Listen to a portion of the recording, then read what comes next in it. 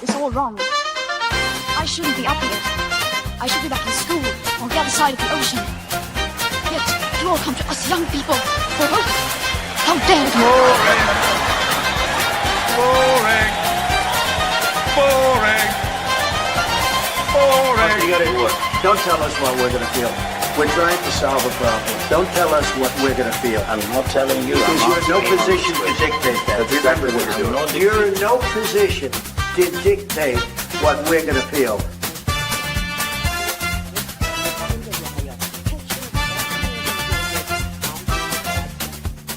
I call again for an immediate ceasefire in Gaza, the return of the sausages, the hostages.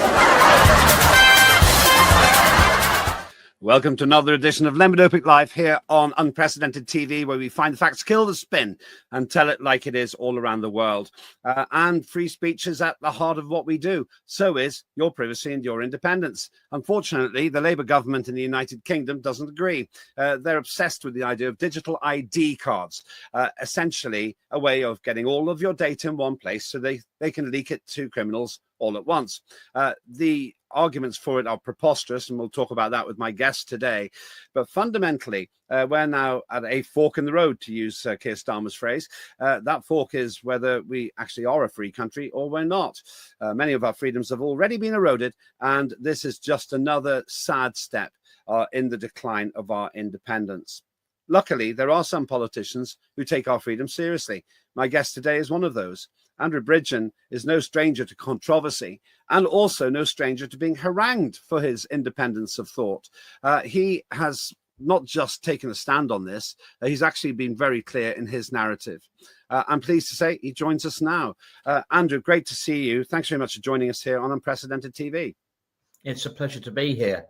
In your opening, you obviously quite rightly laid the blame for our current situation at Keir Starmer and Labour's door.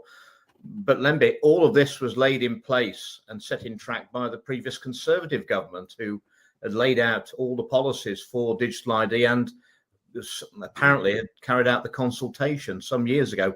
It's something we've known has been coming down the track as a uniparty policy for some years. Today, it's knocking on the door. Let's go.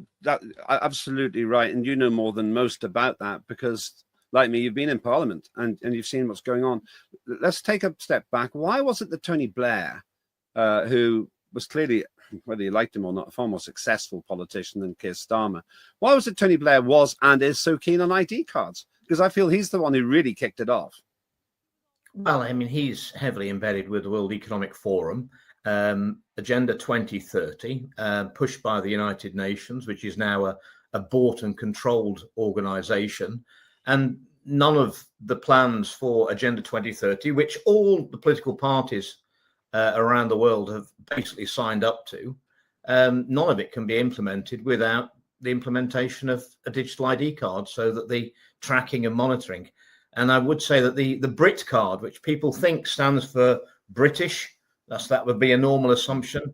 It's actually biometric registration, identification, and tracking. That's what. Really, I didn't know that. Stands for. Yeah. Wow, I literally didn't know that till now. More fool me. Okay, so say what's it stand for?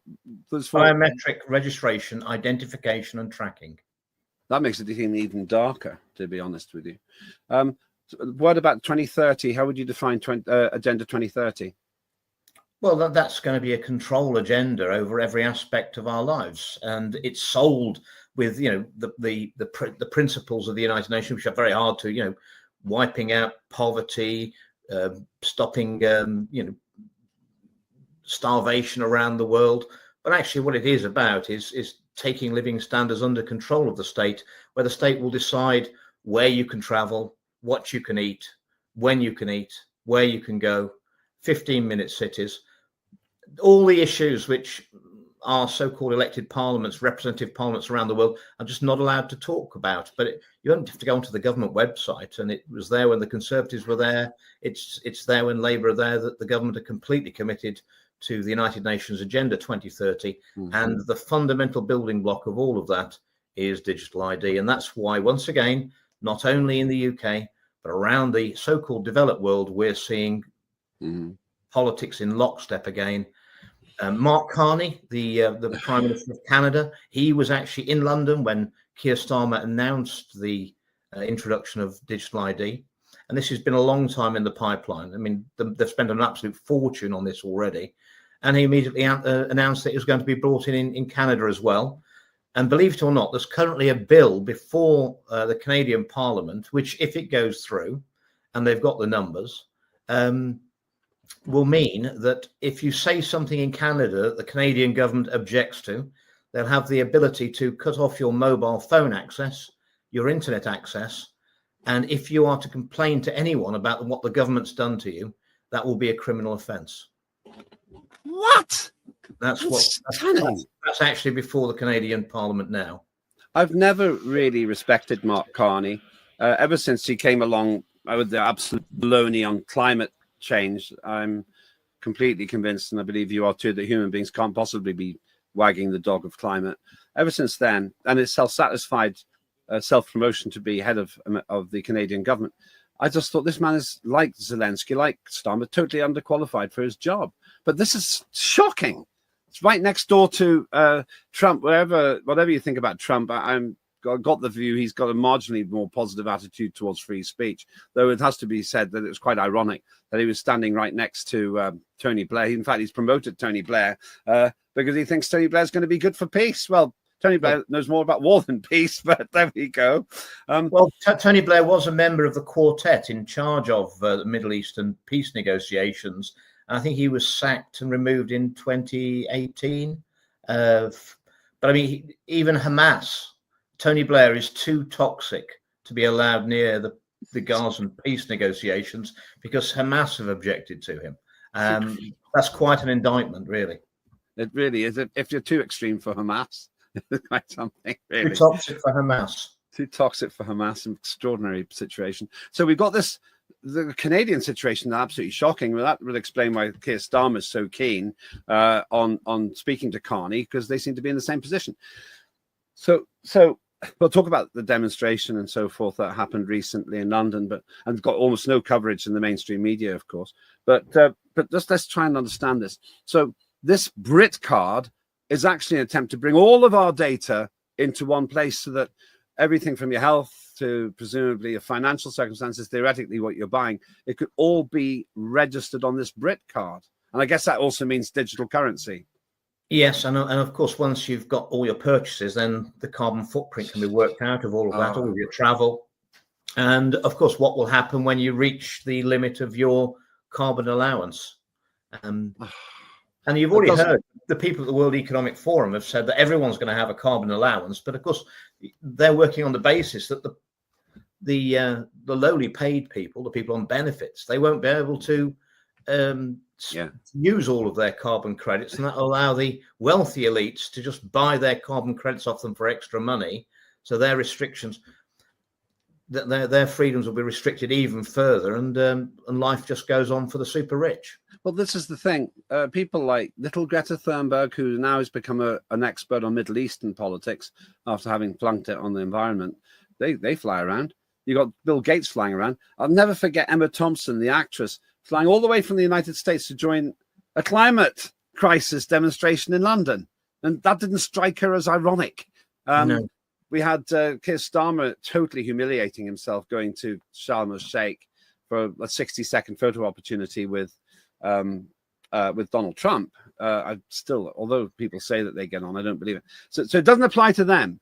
And have you also noticed that no one ever talks about the environmental or carbon footprint of the many conflicts we get involved in around the world?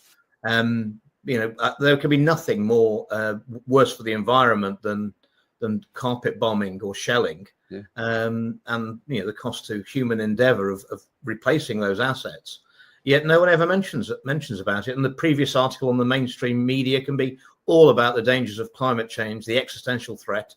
The actual truth is that this carbon dioxide myth is a complete myth. To blame carbon dioxide and man-made carbon dioxide, which is only a fraction of the carbon dioxide out there, when it is in fact the gas of life. And photosynthesis, which is the basis of all energy production on the planet, the vast majority of it, it relies on carbon dioxide. And we're at historically very, very low levels of carbon dioxide. In fact, it is a greenhouse gas, but its relationship with temperature is logarithmic, not linear. Yeah. So Right. and 90% of the warming effect of carbon dioxide is below 200 parts per million. We're at 432, which is very low. It's a bit like painting a wall red, and if you paint it red twice, it doesn't get any redder. That's the effect that carbon dioxide has on temperature. And if we got below 200, which would reduce temperatures, that plants will struggle to survive. At 155, the plants will be dying, and then we're gone 3 months later. It is absolute. It's the perversion of science, but they've brainwashed a whole generation or several generations of people into this climate, man-made carbon dioxide induced cult, and we need to get people out of it. But I'm totally with you on that. That's the next control measure. I mean, it is all about fear, inciting fear, and that's why we've got a proportion of our under 25s thinking it's not worth getting married and having children because the whole planet's going to burn up in the next 10 years. Well, that's absolute nonsense, and it's pure fear mongering. There's another other dark irony, of course. We've shut down our manufacturing to cut carbon dioxide. It's not been done that directly, but it's pretty close to directly. Our steel industry has collapsed simply because of the cost of energy. And our electricity is is the most expensive in the developed world. We're 5 times more expensive for business than China, 4.5 times more expensive than India. We can't manufacture anything and sell it competitively around the world. We're still buying all those goods, of course. From China. I mean, there comes and off of course, then you've got the extra. If you're into that sort of thing and it's a thing, you've got the extra environmental cost of transporting those goods that we used to make at home. And isn't it also rather strange that at the same time the government tell us we've got to prepare for a major war in the next few years, probably with Russia and possibly China, that we actually shut the last steel works that was capable of making weapons grade steel in the UK? But that's okay, because we can import our weapons from China so that we can have a fight. I mean, that's I'm sure they'll be very, very good. But coming back to this digital ID, it is a trap, and it's always better to avoid a trap than to try and get out of it once we're in it. And it's going to be sold to the people as convenience and security. And there's an old saying, I think, from America, that anyone who's willing to give up their freedom for the promise of security will get neither freedom nor security. And I promise you, the only convenience will be that the government will be able to monitor us even closer than they are now, every aspect of our lives. And if we don't do what I've said many times, and I'll stand by it, is if we say yes to the government's digital ID, we'll never be able to say no to the government again. Just a quick break. I want to promote Claire Dyer's show. I met her recently, and she is such a great person. We'll talk about that in a minute. But after the break, I want to talk about the protest and what we can do. And my concern was that not that many people went on a weekend protest, which recently occurred in London. But we'll talk about that in a minute. First of all, Claire Dyer. Dire Consequences is her show. She puts herself on the line week in, week out, so that you hear stories of local concern but national interest.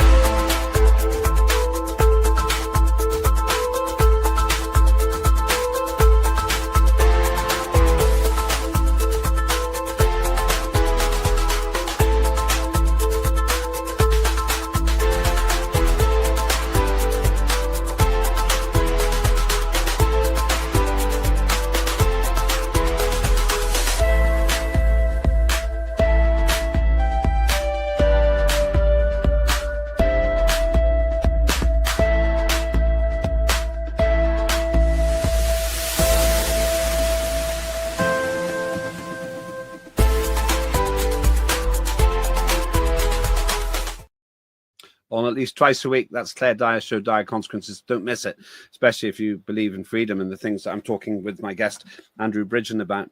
Now, there was a demonstration recently it was outside Downing Street in Whitehall. Tell us about what that demonstration was saying about ID cards.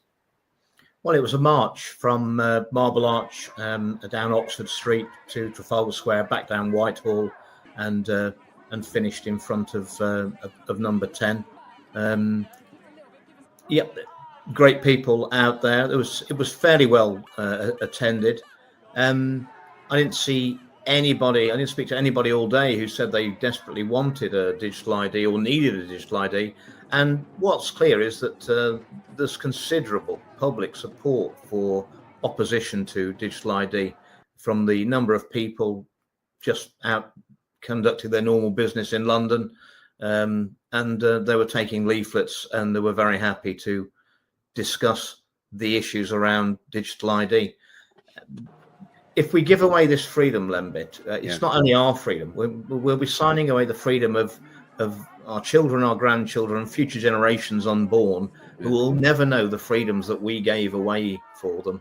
And we really can't let that happen. And you'd have to trust the government implicitly, and there may be some people, I don't know, maybe 10% of adults who place their trust in the current government, but bear in mind this will be in every future government, and we don't even know who they're going to be, and you'll be placing all of your data in one place under the control of a government. And if you think that our politicians won't sell that data to whoever wants to buy it, it's going to be massively interesting. Life will change, and it will never be the same again. There will be no need to put barriers up to keep us in 15-minute communities, because they can just program your bank card so it doesn't work 15 minutes away from your home. Unbelievable. It's so dark, so Orwellian. A couple of thoughts about it. I went to the demonstration myself, and I realized how aligned I am with those people. And yet those people could end up being criminalized if the same thing happens in Britain as is happening in Canada. Piers Corbyn, the brother of Jeremy Corbyn, was there, and many other people. And what we're going to be called then? Far right? Because we don't agree with giving all our data to the leaky government, a government that's just proved itself time and again incapable of sharing documentation. And who really wants to give Keir Starmer all of that data? I mean, him and his self-satisfied, underqualified, undereducated cabinet. These people aren't qualified to run the country for sure, and they're certainly not qualified to have secret data about us. My parents came from Estonia, and they have a digital ID system, but it's a completely different culture. It's an impenetrably safe system. Even then, I got issues with it. But they say Estonia. This isn't Estonia. This country is run by cretins, basically, who just don't understand the value of freedom. How do we get it? Why have we got people who just don't understand the nature of freedom, the value of freedom? I'm afraid I believe that all of our institutional barrels have been corrupted. I think there's been a long selection of underperformers for politics. By promoting someone beyond their ability, you guarantee their loyalty, because they know that they could never. I mean, anyone who thinks that David Lammy is intellectually equipped for high office. I mean, you say they couldn't run the country. I've known these characters. I've known Starmer since the moment he came into Parliament in 2015. I mean, these people aren't actually capable of running a bath. Yeah, I mean, Lammy. I have to look at the Labour front bench and think if they all chucked in together, I think they'd struggle to pass the 11 plus. They're not running the country. They're running the country to Agenda 2030, directed from the United Nations. And that's why they need the ID cards. And I think people are waking up to what's going on. The COVID debacle slapped many of us, myself included, wide awake. We saw the overreach of government during a so-called pandemic. Well, with digital ID, we'll be in that situation where they'll have that power over us all the time. And you see, a real political leader would say to the people, "This is my vision of our shared future together. Come with me, support me, and let's make this vision a reality." Well, your false leader, and I think we've got a lot of false leaders in our parliament at the moment. They're not real leaders. They'll promise things they know they're never going to deliver. They know that the people won't follow them. So what they have to do is control the people instead, and this is a massive control measure of the ID. Totally aligned with you on this. One of my great sadnesses is the level of ignorance which is now being pervaded in schools, like on the climate scam. It's scientifically illiterate to think that tiny proportion of carbon dioxide you rightly described and very accurately described before can drive climate, as you said. 0.04 of 1%. Yeah, and we put in about 1/30th of the CO2 emitted every year. You know, well, we're producing the total carbon dioxide production, if it were a thing, in the UK, is less than the increase that China has had in carbon dioxide production every year of the last decade, this decade, and the next decade. So nothing we could do would make any difference. And we're buying those goods, and we're buying all these green products, you know, the wind turbines and the solar panels and the electric car batteries, mostly from China, where they're being manufactured using coal-powered power stations. Yeah. I spoke to an engineer when one of the coal-powered power stations local to northwest Leicestershire was decommissioned. All the machinery inside the power station was immediately shipped to China for rebuilding. It's ridiculous. So these all we did was shut down a coal-powered power station in the Midlands and dismantled it, and it was reassembled in China. It would have been working within months, doing exactly the same thing. You've got to remember that the super elites before COVID invested $500 billion in China. They invested another $500 billion during the lockdown in China. So that's $1 trillion. And by deindustrializing the Western nations, making us uncompatible, all they've done is driven the business to where they put their money. And yet, at the same time, we have this complete schizophrenia where on one point, we've essentially been told China's an enemy, and the next minute we're told lay off China because they're our friends. I mean, the recent and ongoing China spy scandal, I don't feel worried about China spying. I have to say, I don't have an issue with it, really, because we're absolutely 100% dependent on Chinese goods. If China stopped sending us things, then our quality of life would collapse. It's just so schizophrenic. And one would think that they need us as their market as well. I'm less worried about China spying on us. I'm more worried about the government spying on us at the moment. I mean, 5 years ago, I didn't know anyone who was in prison or had been to prison, really. Yeah. That is not the situation today, Lembit. I saw Lucy Connolly give a speech, and she was very clear-headed about it. She was asked, there's a total idiot called Ricky Jones, who's a Labour councillor, who talked about slitting people's throats. He didn't go to prison. And she went to prison for hurty words on the internet, and she pleaded guilty. 12,000 people last year were charged for hurty words on social media in the UK. The number that were arrested for that and charged in Russia was 3,000, and Russia's got more than twice as many people as we've got. And China, I think it was 1,500, and they've got 20 times as many people as we've got. So that basically means, rough calculation, 40. You're orders of magnitude more likely to be arrested in this country. Well, what they really want is the intimidation of overreach of the state and lots of laws, and the selective implementation of those laws, so that effectively we all think we've probably broken the law and we could be prosecuted. So we better keep our heads down. Don't say anything. The government, don't aggravate the government, because if they want to, they can arrest you. And then everyone self-censors, and that's the insidious way that the control mechanisms are brought in. The number of people I speak to now and say, well, I have to be careful now what I put on social media, because they're watching, and that is, without free speech there is no other freedom, and to have free speech you need freedom of information, so you can come to an opinion, and that's under attack as well. You're 160 times more likely to arrested for a free speech violation in this country than in China, and they say we're the enemy. They say that. You'll get a visit probably at the early hours of the morning by a number of police officers when they haven't got the resources to come and investigate your burglary or your car being stolen. The elephant in the room for all the old parties is migration. And somehow, in some twisted, messed up way, Starmer and his cronies are saying that they'll stop the boat people coming over. People in that picture are probably not that concerned about having ID, considering they've just turned their passports into the English Channel. So I don't understand why anyone with an ounce of sense could imagine that these people are in any way going to be deterred by the idea of having digital ID, when the first thing they do when they set foot on the country is a criminal act, illegally entering the country. Secondly, they get to stay in hotels at our expense. And thirdly, they're not working for employers who give a tuppence about the law anyway. I can't understand. I don't think many of them, when challenged to show their digital ID when they arrive on the beach at Dover, will say, "Oh, I'm sorry, I haven't got it. I'll go back to France."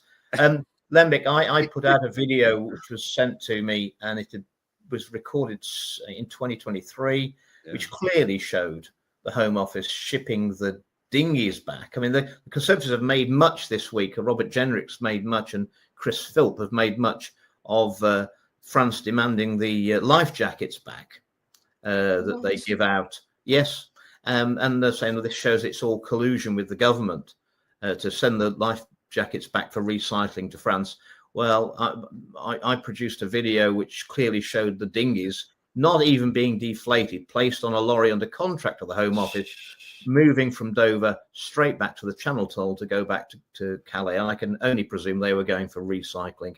I put that out there. No one from the government or the company involved in the transport of those dinghies dared to comment on it. And when there's media silence, a bit like the non-reporting of the protest in London this weekend, that speaks volumes, doesn't it? Because the biggest power of the mainstream so-called legacy media is they get to decide what the news is and what it isn't.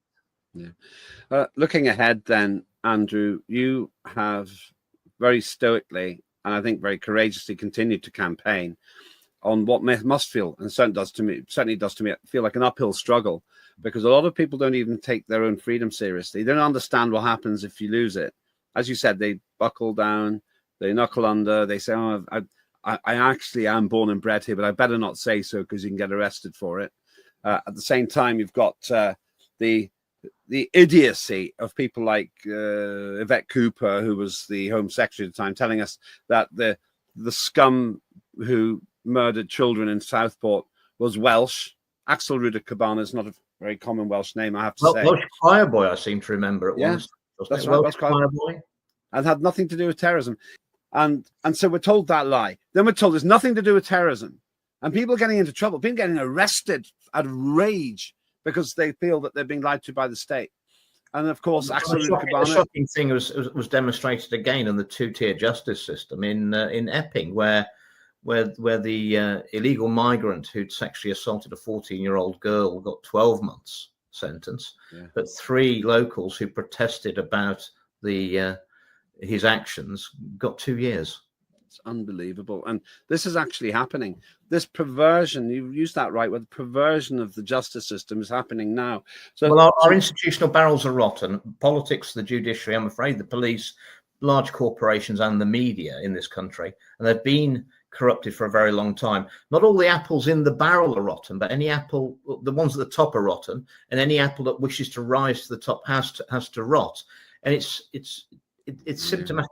If you're the corrupt head of any institution or organization, when you come to retire or move on, you've got to ensure that the person who takes your job is more corrupt than you were, or at least as corrupt as you were. And it's been going on for so long, Lembit, we've become very, very corrupt. And we cast stones at other countries. We're just very, very good at covering up the corruption in this country. But people are waking up, and now the government needs a lockdown. They're waking up around the world, and the world is in lockstep again. And whenever the world's governments are in lockstep, it's never good news for the people. But it makes them brittle as well, though. There's been an increasing objection to the limitation on protests, and Amnesty International says UK new police powers to tackle protests in other attempt to clamp down on human rights. Exactly what you're saying. I find myself in agreement with idiotic organizations, in my view, like Just Stop Oil and Palestine Action Group, or whatever they're called, not because I agree with their cause, but I agree with their right to demonstrate. And I'm just wondering if this lockstep you described, Andrew, means that they do become brittle, and it will be easier eventually for the public to say we withdraw our consent. Well, I think so. I mean, at the end of the day, the power has shifted in our country. Politicians used to think they served the people and not their masters, but I don't think that's the attitude now. Yeah. And we've both served in that parliament. The current system of governance we've got is what's got us into this mess. I don't think it's going to get us out of it. I think now we need a radically different form of governance, and I think it's got to have a large proportion of direct democracy in there, because in my view, politicians and political parties are far too easily corrupted against the public interest. I mean, you know, and I've said this before, is that when the people are scared of the politicians, that's tyranny. And I think that's where we are now around the world in our so-called representative democracies. But when the politicians are scared of the public, that's democracy. Well, we're a long way from that now, aren't we? We are. So last word to you on ID cards.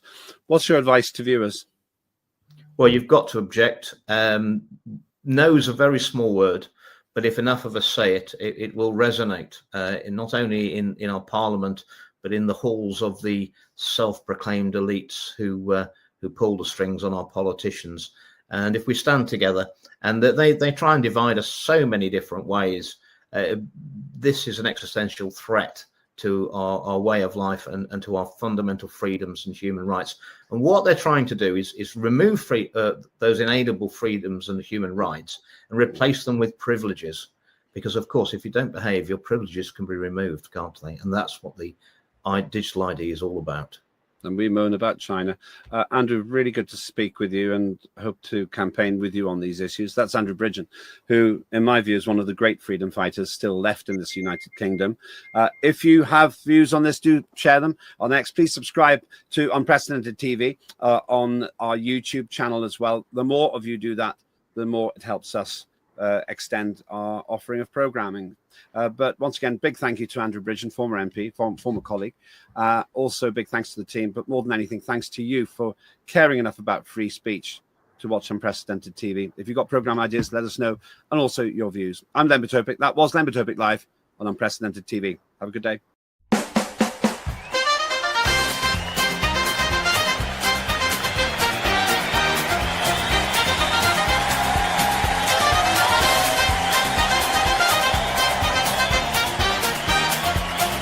Immediate ceasefire in Gaza, the return of the sausages.